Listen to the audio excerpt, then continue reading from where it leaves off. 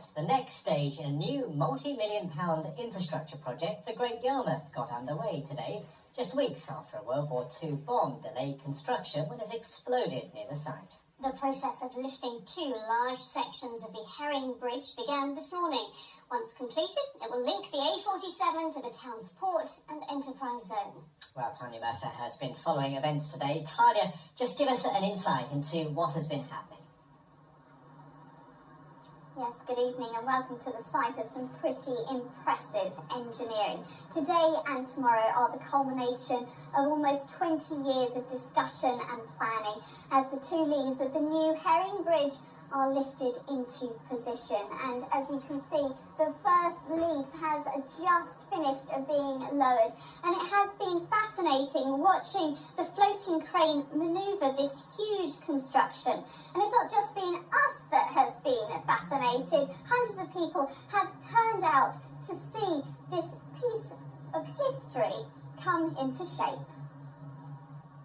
The moment every engineer on site had been working towards, a meticulous and delicate process, and arguably the most important part of this £121 million project. We're currently preparing for the connecting of the crane to the bridge leaf in readiness to be lifting it off the barge and into its position in the bascule pits that we've constructed on either side of the river. This has been an international project. The leaves were built in Belgium and transported over by sea 2 weeks ago, and one of the biggest floating cranes in Europe has been brought in to lift the leaves into place. It's involved a huge amount of planning and coordination. They're not something that's built every day. We've brought together a team of designers from America, from Ireland, from across the UK, along with a specialist construction team from all over the world. Each leaf of the bridge is an incredible 62 metres in length and 20 metres wide. They each weigh 700 tonnes, and once they're in place, another 500 tonnes of concrete will be required as a counterbalance. There's been talk about a third crossing here for decades. Today, local people turned out to marvel at the engineering and see the discussion become a reality. It's something we've needed for years. My main concern is the infrastructure that's going to feed that. It's the roads in and out of the town that need sorting out. I think it's a one-off thing, going to see it again, so we'll just come and give it a look. It'll bring a lot of revenue to the town, which is needed, to be fair. Peter owns a car audio performance centre just next door to the bridge. He's in no doubt local businesses and the town will benefit. And I think it's really good for the future of Great Yarmouth as well, because it has always been very, very congested around the South Town Road. It will enable, like holiday makers, to go straight over the tourist side of Great Yarmouth. So yeah, I think it'll be really good. The bridge will improve access between Galston and Great Yarmouth and ease congestion on the town's roads.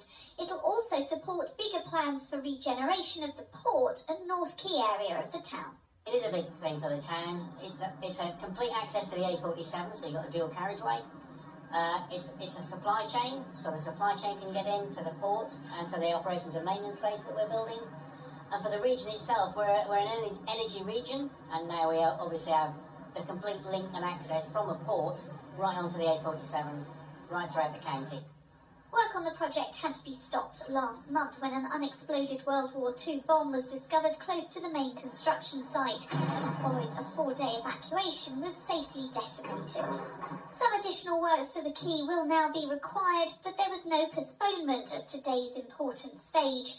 On schedule and on budget, the leaf was carefully placed into position, much to the amusement of the hundreds of onlookers.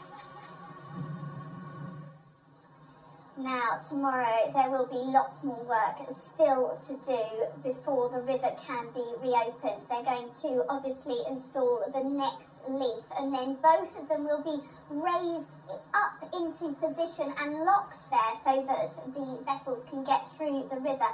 Then the next stage is about installing that counterbalance and all of the hydraulic manoeuvring system, testing all of those.